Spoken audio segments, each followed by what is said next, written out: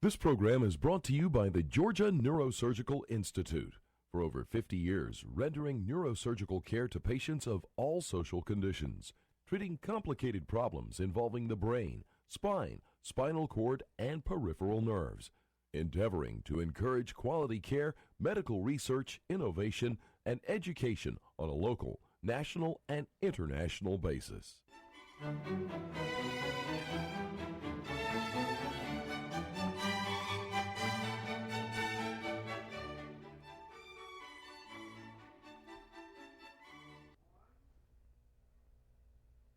Good evening. My name is Joe Sam Robinson, and it's my pleasure to have with us tonight Father McDonald. Welcome, Father McDonald.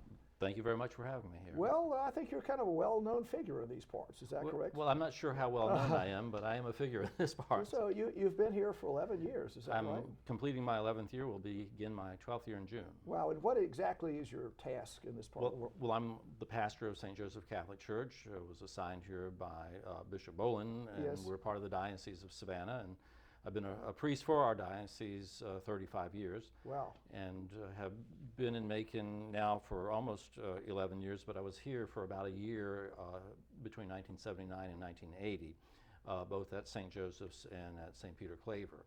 So I'm very familiar with Macon and have stayed in touch with it over the years, so I'm happy to be back here in this particular ministry. Yes, well, it's great to have you. How did you sort of start your journey toward priesthood? I mean, that's... Well, I'm a lifelong Catholic. Yes. Grew up in a Catholic family and always took my faith seriously, but it was really in college when I was thinking about becoming a teacher, actually. Yes. Although I was working at Davison's department store, which was owned by Macy's and has the Macy's nameplate now. And towards the end of my college career, I was thinking maybe going to work for Macy's in a full-time position, and they had offered me something that was rather attractive. But then at the same time, I was kind of rediscovering my Catholic faith as an adult. I got to know some priests on a more personal basis, and that got the process of me thinking about the priesthood, and one thing led to another, and I completed my college education and then entered St. Mary's Seminary in Baltimore in 1976, completed in 1980, and was ordained, and here I am here you are. In 2015. So how has your journey been? I mean, you went to different parishes, or how does that work? I've been somewhat fortunate compared to some priests that I've had a great deal of stability in my assignments. I was 5 years at St. Teresa's in Albany, Georgia. And then 6 years at our cathedral in Savannah as an assistant, and then named pastor of Most Holy Trinity Catholic Church in downtown Augusta, and I was there for 14 years, and now I'm here for 11. So I've only had really 4 assignments. Well, how does that work? Do you sort of stay in one place, I mean in one diocese? Right, I'm a diocesan priest, or what's called a secular priest, and so I'm wedded to the Diocese of Savannah, and the bishop is the one who makes the decisions about where his priests go. So I've just been fortunate that I've gotten good assignments. Yes, and you've been here for 11 years. You've observed a lot of things about the world. I mean, how do you think things are going in this part of the world? Do you see problems? Do you see things that are... You would be speaking of Macon, Georgia, or the world in general? What do you think? Well, I think there are many problems that we have to address and are addressing and have addressed, and new problems cropping up, old ones cropping up as well. I think the relationships between the races right now is at a critical juncture. There seems to be a lot more tension in that regard nationwide, maybe even here in Macon to a certain extent, but not as much, I think, as in some other places. The social changes that are taking place and somewhat driven by the media, by the government, by the secular culture are very concerning to people of faith. How to cooperate with what is good, but at the same time offer a voice of contradiction, if you will, to those that might be going beyond what we would think would be good for society and for the world in general. Macon is a wonderful place to be. It seems to be a harmonious community. It's ecumenical, it's interfaith related. There's not a lot of tension in that regard, and certainly Mercer presents a facet for this community that's very healthy and wholesome. Yes. Now, you mentioned the issues with the races. One of the things that's always impressed me, I guess, is the Healy family. Yes. And this story about the Healy, Father Healy, Bishop Healy, the founder of Georgetown. I mean, that's a rather impressive story, isn't it? I think the Catholic Church has always been, if you use the word ecumenical, it's always opened its doors to everyone. We have, even during the Civil War period, there weren't the same divisions between the Catholic Church in the South and the Catholic Yes, Church in the North yes. as there were within Protestantism Yes. itself. That there was still a sense of cohesiveness and unity even in that stressful time in American history. And a sense that everyone Yes. is created in the image and likeness of God, Yes, and yes. there was a special concern that the church had for the poor, Yes. for the African Americans, Yes. for the slaves even.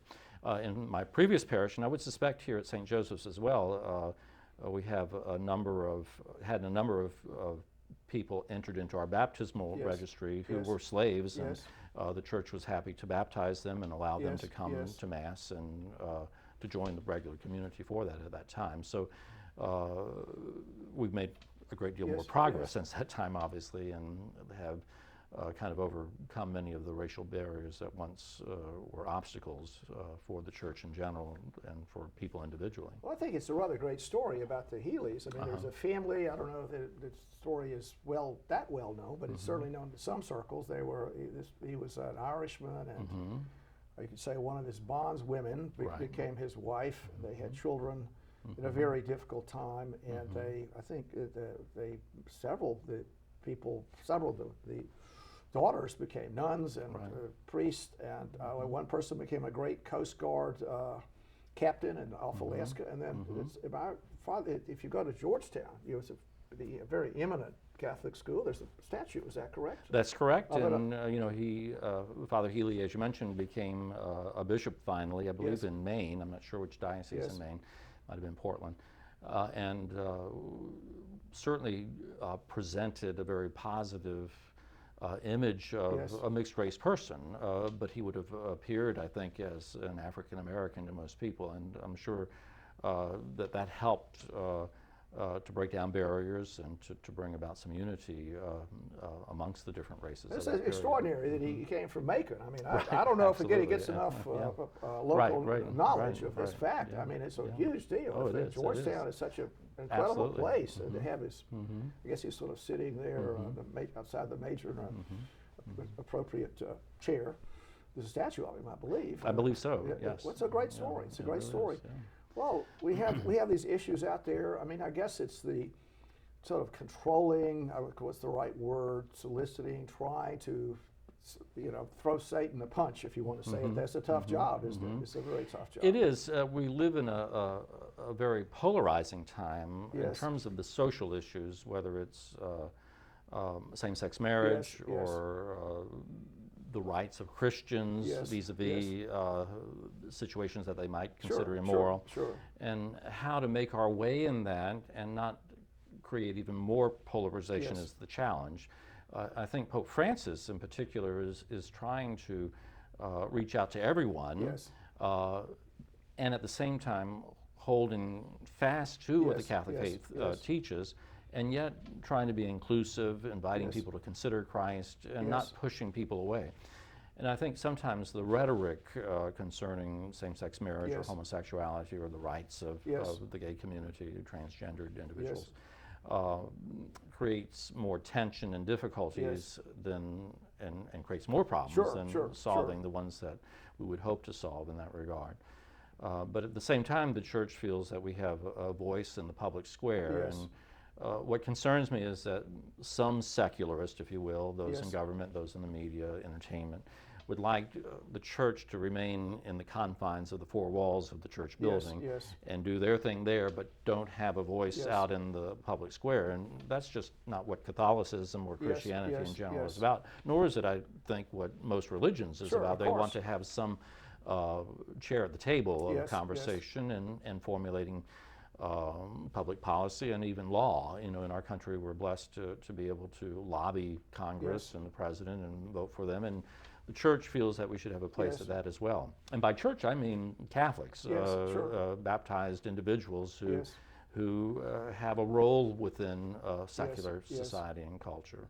So I'm hoping that we'll be able to maintain that and not Yes. be shunted to the side or marginalized Yes. by this community that we call secularist Yes. or secularism that seems to be opposed to so much of what traditional Christianity is Yes. about. Well, I mean, it's pretty complicated about moral relationships, and it appears to me that if you're trying to, I guess, influence, restrain people, whatever, show them light, the divine imprint on opinion certainly carries a lot more weight than merely what's right and wrong. And if you, in regards to legal viewpoints or secular viewpoints, because at the end, what is it that's going to impel someone toward righteousness, if you want to say that, if there's no divine imprint on anything? So if you want to act in a good way or a bad way, well, it's situationalist. You could do whatever's good for you at the time, and that would be the way you act. Individualism has always been a part of the American heritage, what we might call a fierce individualism, but that's being kicked up a notch now in terms of the rights of the individual versus the common good. And that's where the Catholic Church would say that the common good is more important than individual rights and this, that, or the other. And it's not computing with many people who are formed in a more of the me generation, beginning with my generation, obviously in the 60s and 70s. That's what we were about. It was all about us.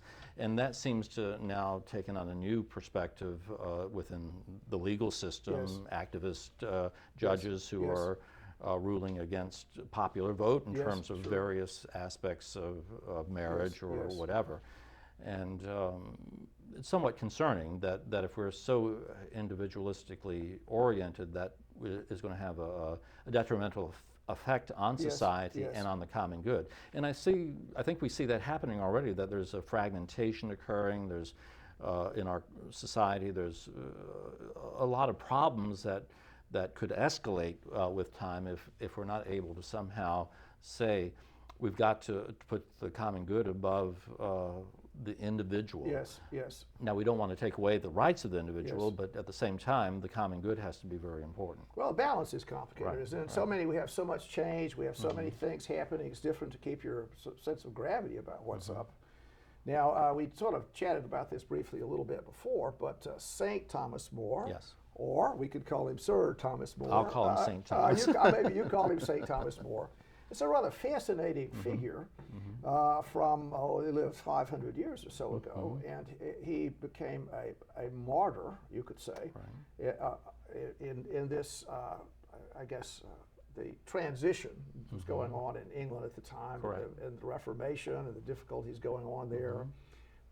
But to me, it's interesting because there's some kind of boundary that's between secular and religious thought and power, and the role of ethics, balancing whatever the government or whatever the general, I guess, secular thrust is. There's some people that would just give their life to preserve.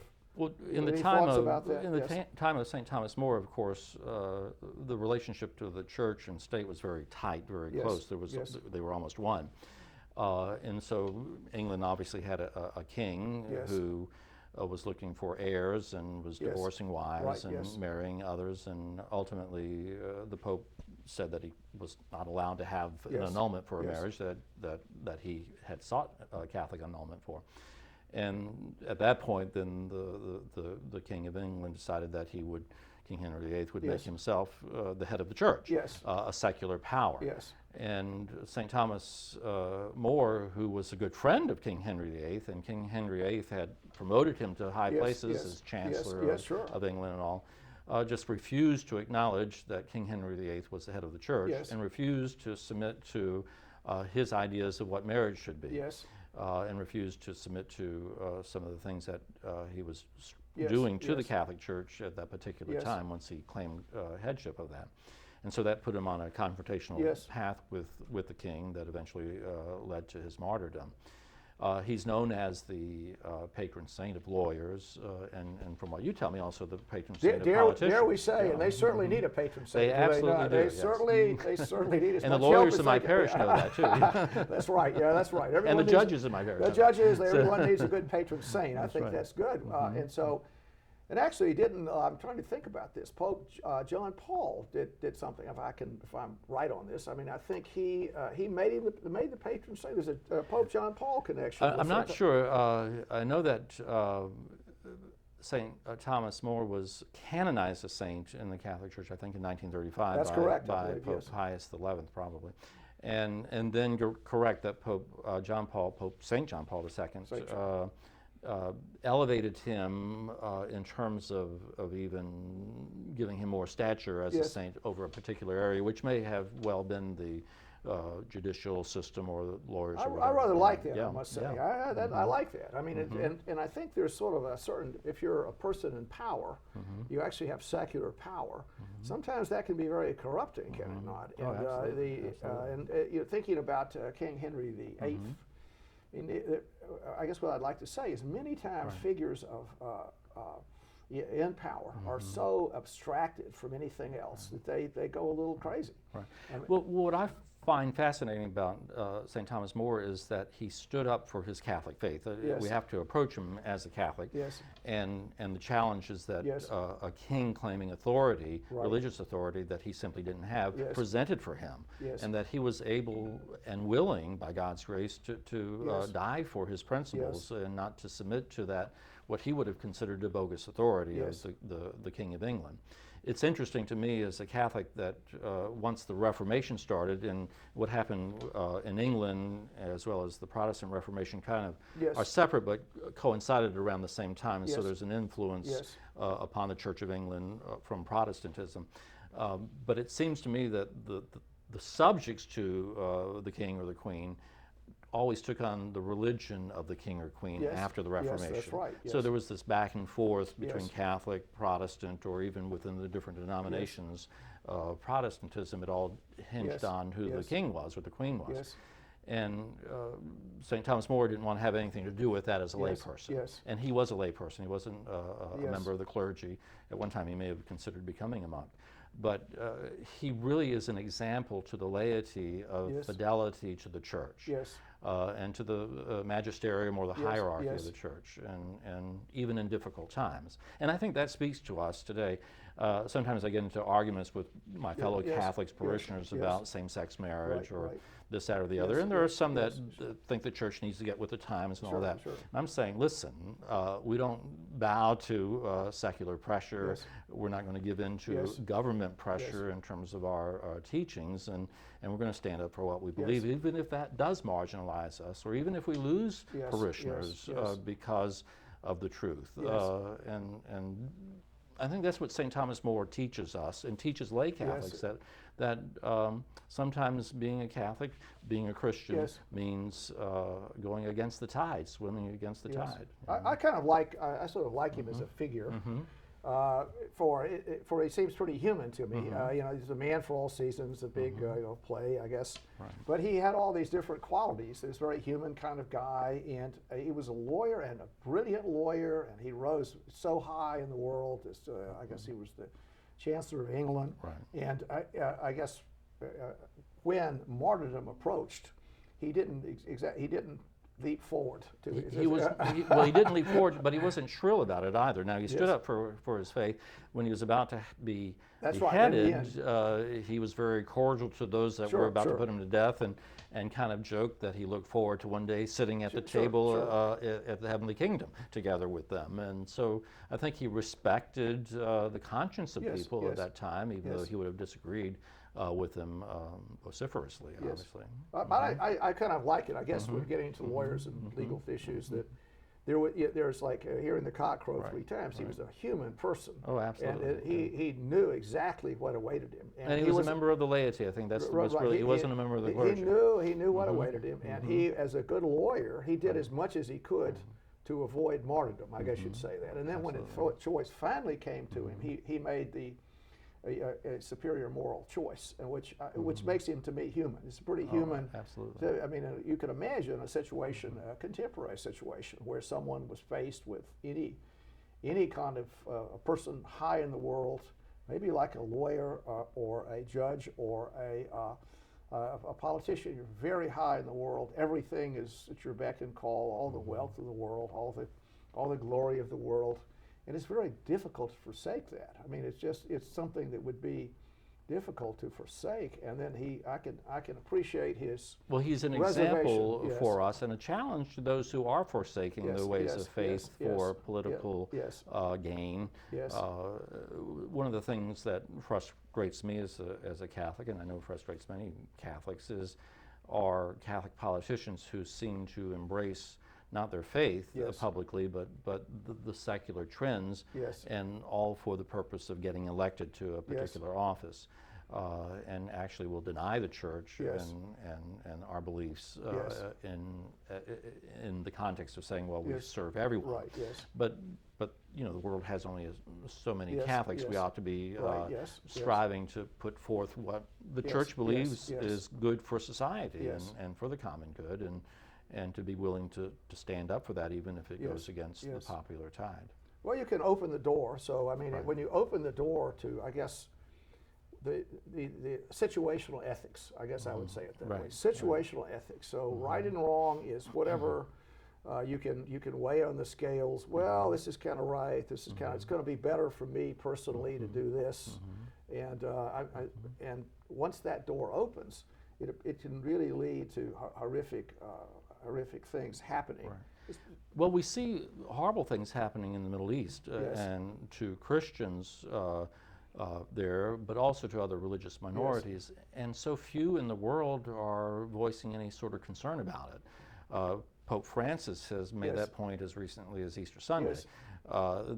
that the world needs to take note of what's happening and intervene Yes. to save these people. And Christianity has been in Iraq and Yes, Syria yes, since yes, the beginning. yes, I mean, yes. longer than Islam. Yes, yes.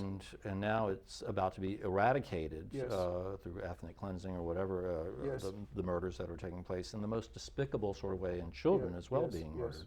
murdered. And yet, out of this are coming new martyrs for the Yes, faith, both yes. in the Catholic Church, I presume the Protestant churches, Yes, but also yes, the yes. Eastern Orthodoxy, where we're seeing Christians dying for their faith and saying the name of Jesus as Yes, they're about to yes, be beheaded. yes. I think the same thing happened in Kenya, where Christians were targeted Yes. at the university, 160 Yes, of them, I yes, believe, yes. and they died for their Yes, faith. yes. They would be considered martyrs, and I would say that there's similar in tradition to Yes. St. Thomas More in that regard. Yes. Well, is it, I don't want to speak hyperbole, but maybe are we living in the age of the new Nero, so to speak, Nero being the sort of secular world out there where situational ethics are prevailing, and then we have a huge increase in human power. We have these tectonic plates, the population's increasing worldwide, and these two great, I guess, religious forces are rubbing against each other. It's going to create enormous moral dilemmas. History repeats itself. There's nothing new under the sun. Yes, yes. In this regard, and the dangers of despotism, Yes. The control of government over Yes, people's yes, lives yes. is very, very real. I have on staff one of my associate priests is from Ghana, Yes. and he's been with us now for a couple of years. He's very resentful, as are Yes. most Africans, Yes. of the influence of American culture and Yes, African culture yes. in terms of human sexuality, Sure, sure. the marketplace, Yes. putting money above people. Yes. And he sees that as something that's Western Yes. and not good. Yes. And perhaps some of the issues that Islam would have with Yes. the West is built upon the same arrogance that the West has in shoving down the throats of the rest of the world what they would consider a corrupt ideology, Yes. an immoral position, and that's creating inflamed attitudes, Yes. and then generalizations are being made, and people are being made to suffer. So I think we as Americans, we in the West, need to Yes. take a look at how money drives so much in our culture. Whether it's about sex or drugs or commodities or whatever, and to see how, to understand how that really denigrates Yes. the human person ultimately. Pope Francis would often say that in Rome, if a street person was found dead in Yes. a very horrible way, that would be minor news compared to the stock market going down a few Yes, points. yes. That there's more concerned about that than the Yes. human person. And I think that's a very real concern on his part. Even if you look at the media-driven acceptance of marijuana. It's all about the money. Yes. If you notice that in Colorado and other places, more money is being made by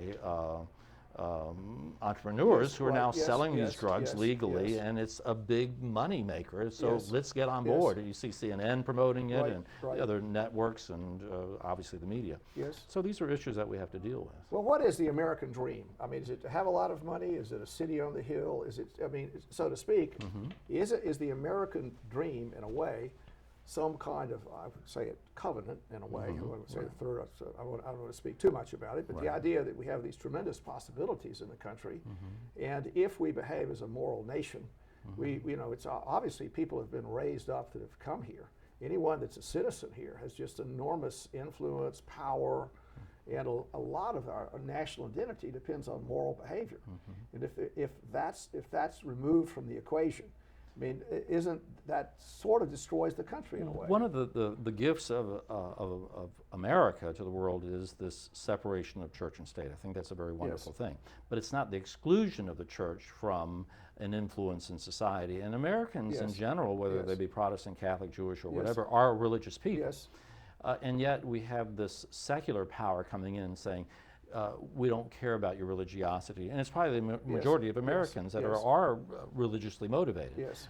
We want you to keep that in your temple, your churches, your synagogues, and then let us deal with the nitty-gritty of making laws and promoting whatever ideology is being promoted at a particular time. And secular power is getting to be so great, isn't it? If you look at the power of the state, and contrast it, I don't know, let's say 200 years ago, the state had its powers, but if you lived in rural Georgia, it would be rather difficult for the state to intrude too much.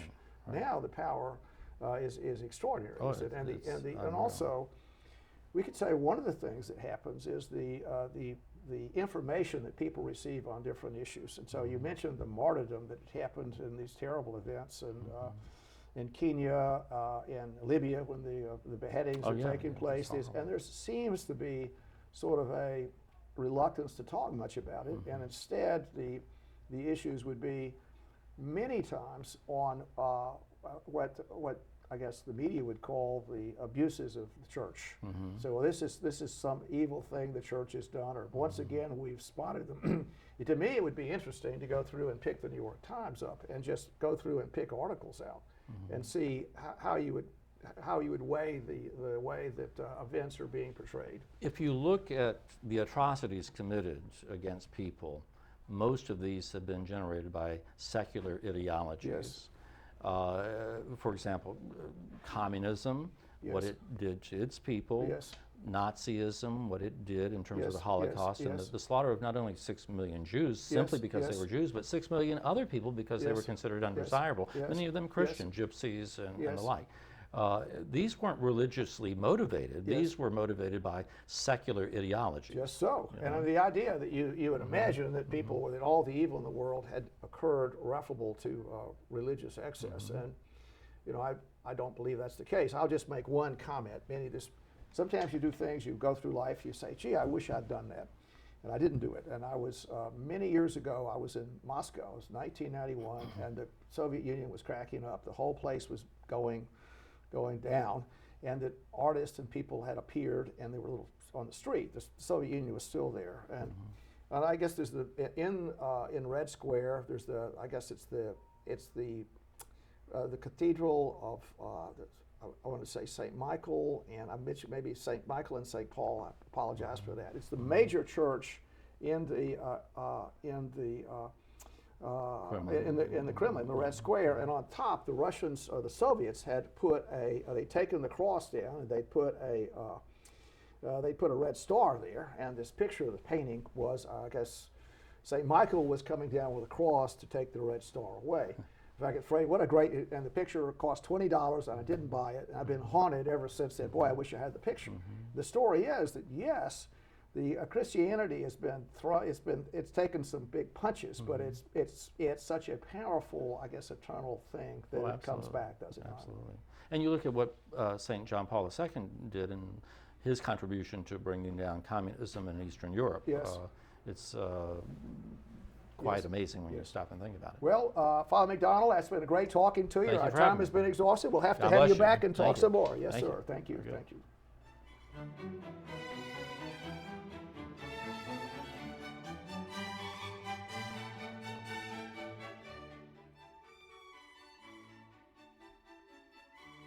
This program is brought to you by the Georgia Neurosurgical Institute.